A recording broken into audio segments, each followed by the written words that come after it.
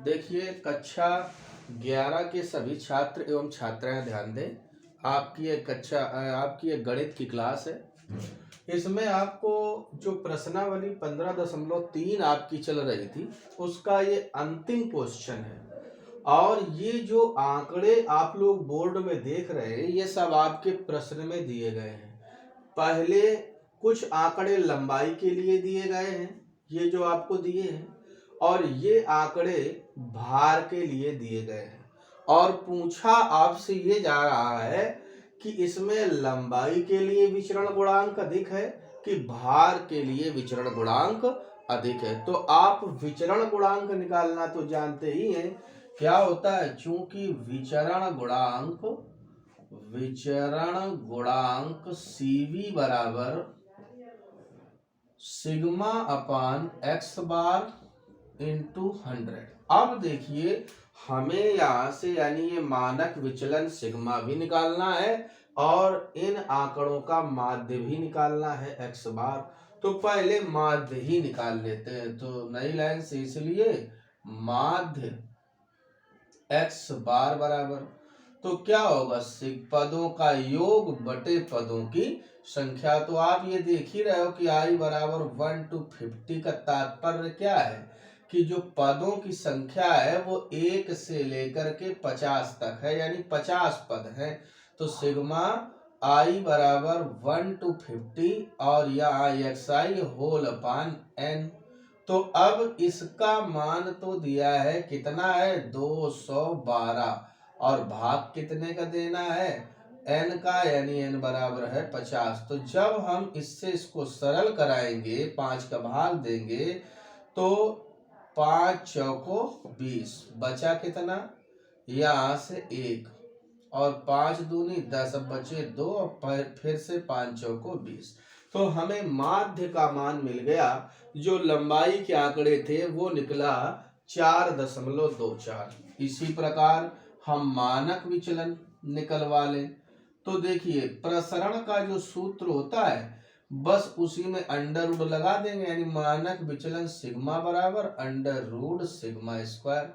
इसका मतलब ये हो गया कि अंडर रूट सिग्मा स्क्वायर का तात्पर्य क्या है कि बड़ा अंडर रूट आप लगाएं, और सिग्मा स्क्वायर का सूत्र क्या होता था, 1 upon n square in bracket n into sigma x i square minus sigma x i का होल स्क्वायर, ऐसा हुआ करता था।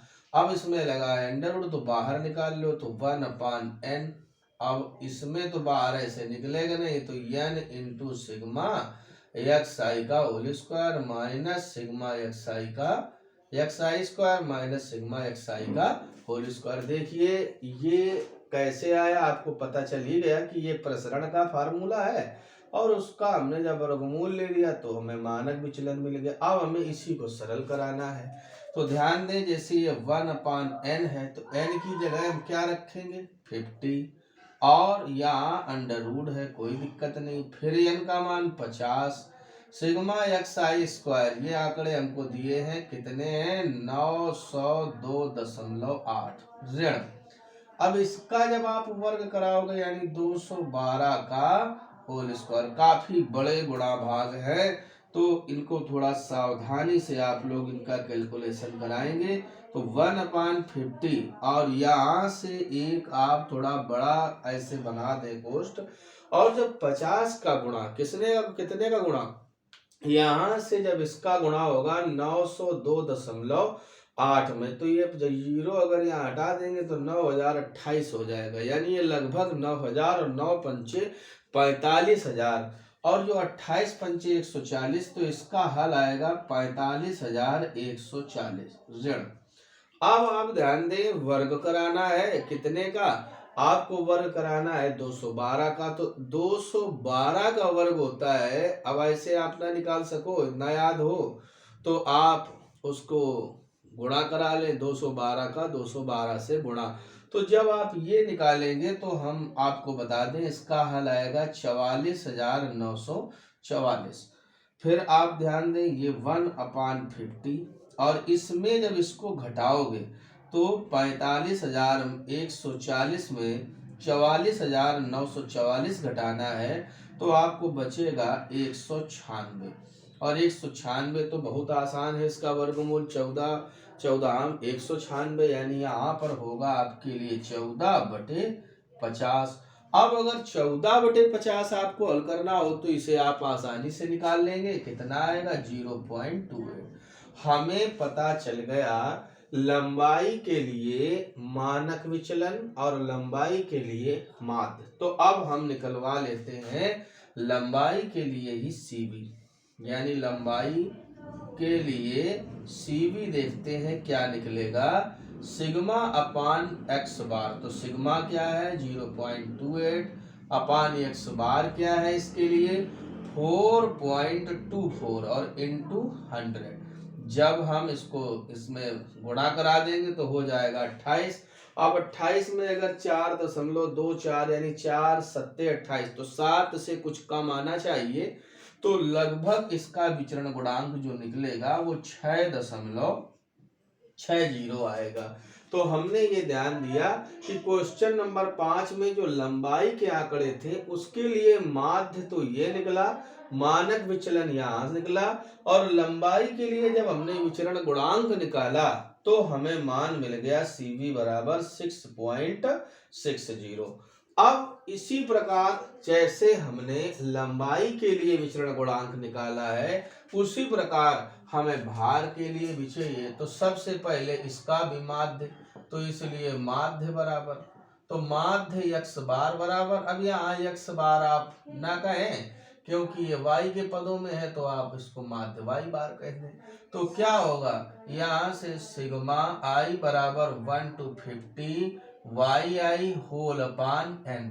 तो देखिए इसका मान है कितना? i बराबर 1/50 और इंटू yi, यानी ये जो yi का मतलब है कि 1 से लेकर के 50 पदों तक का योग, वो कितना है? 261। और भाग कितने के देना है? 50 का। तो जब हम 261 में 50 का भाग देंगे तो इतना तो हम समझते ही हैं कि 5 से ज्यादा आएगा, तो ये लगभग 5.2, हाँ 5.22 भी लिख सकते हैं जब आप सरल करोगे। तो फिर 25 एक बचा, 5 दूनी 10, फिर 5 दूनी 10, तो 5.22। चलिए इसका माध्य निकल आया। तो अब हम जब माध्य निकल आए तो मानक विचलन की बात करें, या आपकी आदत में प्रसरण शामिल हो तो प्रसरण पहले निकाल लिया करें नई लाइन से। तब प्रसरण आप सिग्मा स्क्वायर लिख सकते हैं 1/n², और बड़ा कोष्ठ n into sigma yi square minus sigma yi का होल स्क्वायर। अब अगर ये यहीं, इसीलिए अगर कहीं मानक विचलन चाहिए हो यहीं से, तो मानक विचलन के लिए तो आपको पता ही है कि इसका वर्गमूल लेना है, तो 1/n² से तो n हो जाएगा, और इसमें n into sigma yi square minus sigma yi का होल स्क्वायर। तो जब हम इसको सरल करेंगे तो 1/50, और देखिए यहाँ पर n यहाँ भी 50 है तो 50 भी हमने रख दिया, 50 भी इंटू सिग्मा yi स्क्वायर, तो 1457.6 yi सिग्मा y, इसकी वैल्यू 261, और इतने का कराना है वर्ग। इसका भी कैलकुलेशन काफी बड़ा होगा, तो 1457.6 में जब हम गुणा कराएंगे कितने का? 50 का, तो ये आंकड़े आएंगे 72,000, यानी इसमें इसका गुणा करने पर 72,880 आएगा। और जो 261 का यदि आप वर्ग कराएंगे तो वो आएगा 68,121। कितना आएगा? 68,121। अब ध्यान दें 1/50 तो ठीक है, और यहाँ पर 72,880 में यदि हम 68,121 घटाएंगे तो वो आता है 4,759। ये आप घटा के देख सकते हैं वैसे भी, तो 4,759 आया। अब हम ये देख रहे हैं कि 1/50 तो ठीक है, और इस 4,759 का वर्गमूल कैसे निकाले? तो इसके लिए आप भाग विधि का प्रयोग करें। आप इसको भाग विधि से आप भी इसे हल कर सकते हैं, इसका वर्गमूल निकाल सकते हैं। तो जब आप इसको भाग विधि से हल करेंगे तो लगभग 70 के आसपास आएगा, यानी 68.98 निकलेगा। कितना निकलेगा?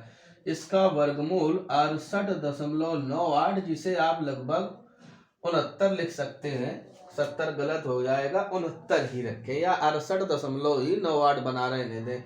अब जब इसमें इसका भाग दोगे तो ये आ जाएगा 1.38। हमको पता चल गया मानक विचलन। क्या पता चल गया? जब मानक विचलन आ जाए तब विचरण गुणांक आप देख लें। विचरण गुणांक CV बराबर क्या होता है? सिग्मा अपान, अब यहाँ x बार जैसे होता था तो अब यहाँ y के रूप में है तो हमने y बार रख दिया है, गुणते 100। तो सिग्मा का मान क्या है? 1.38 बटे y बार का मान कितना है? 5.22 और गुणते 100। तो अब आप ध्यान दें, ये तो हो जाएगा 138 और 138 में अगर हम 5.22 का भाग देंगे तो ये आएगा 26.44। अब आप ये ध्यान दें कि विचरण गुणांक इसमें निकल रहा है 26.44। किसके लिए? जब हम भार के आंकड़ों के लिए निकलवाते हैं माध्य, तो हमें पता चलता है कि माध्य इतना आया, प्रसरण ये आया, मानक विचलन ये मिला और विचरण गुणांक ये मिलता है। लेकिन यदि हम लंबाई के आंकड़ों की बात करें तो उसका विचरण गुणांक 6.60 है। अगर हम भार के आंकड़ों की बात करें तो 26.44। इसका मतलब है कि जो भार है उसका विचरण गुणांक लंबाई की तुलना में अधिक है। तो इस प्रकार से ये हमारा अंतिम प्रश्न पूरा होगा और इसको भी आप लोग अपने कॉपी में नोट कर लें और इसको विधिवत हल कर लें, लगा भी लें। और फिर आप अगले पीरियड से यानी कल से आप लोग नई एक्सरसाइज पढ़ेंगे जिसमें आपको विविध प्रश्नावली से संबंधित प्रश्नों को हल करवाया जाएगा। तब तक आप लोग इसको तैयार करें। धन्यवाद।